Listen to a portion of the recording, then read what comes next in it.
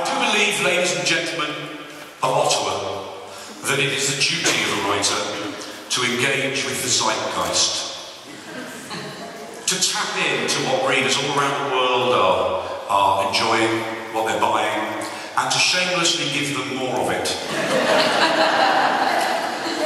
So with that in mind, I'd like to read a short extract from next year's novel, 50 Shades of Fool.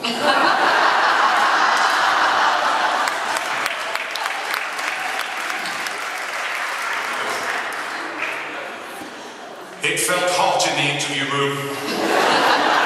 She could barely breathe and her heart thumped in her chest like a really big hammer. She looked up at him, God, just being this close to him. She'd never felt like this before about anyone, never mind this man with his chiseled jaw and hard, lean body. Those cruel, cruel fingers wrapped around his warrant card. Those handcuffs tight enough? He asked. She swallowed. You can tighten them up a bit more, if that's what you want. I want you to want it, he said.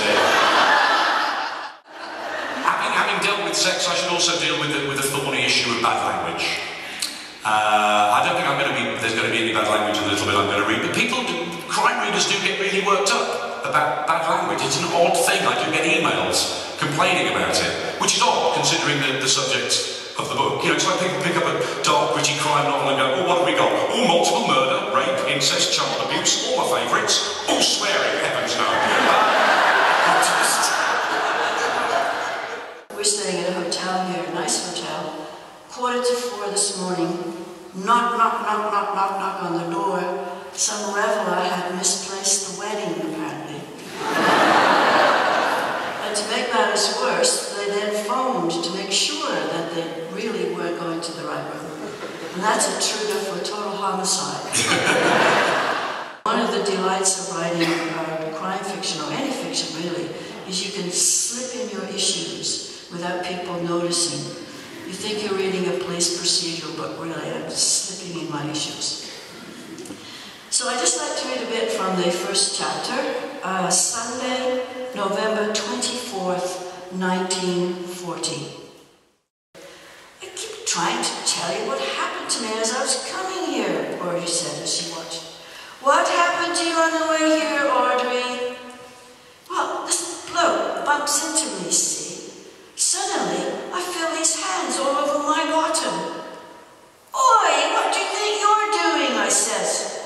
Sorry, miss, says he, it's the fog. I mistook you for a lamppost. Cheek. In Watching the Dark, because the first victim is a police officer, Banks has to work with a woman from Professional Standards called Joanna Passero, and of course he's not happy with this, feels under scrutiny, and it brings out a side of his character I hadn't really realised he had before, of a slightly cruel practical joker. And in that first day he's sort of tried to lose her at a roundabout. He's had her go down a country lane in her high heels, so she broke her heel. And it was after 5 on a Friday afternoon, and the Professional Standards officer would likely be well on her way home by now, if not sitting back with her feet up in front of the telly with a large gin and tonic. Or was Joanna more the cocktail party and theatre type? Probably.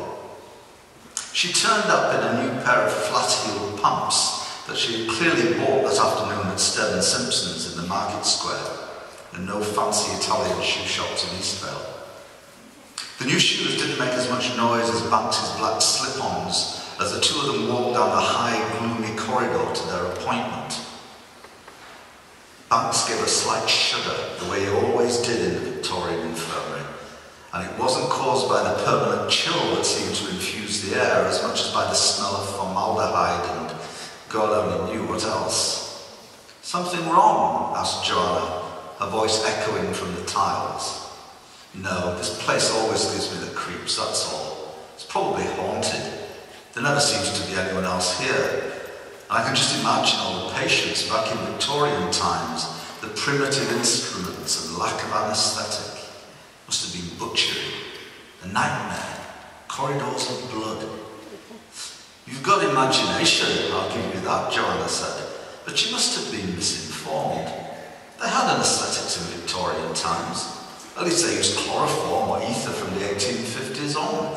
And I think it said over the door this place wasn't built until 1869. I also think you'll find the instruments were perfectly adequate for their purposes back then. University education, Banks said. Something like that.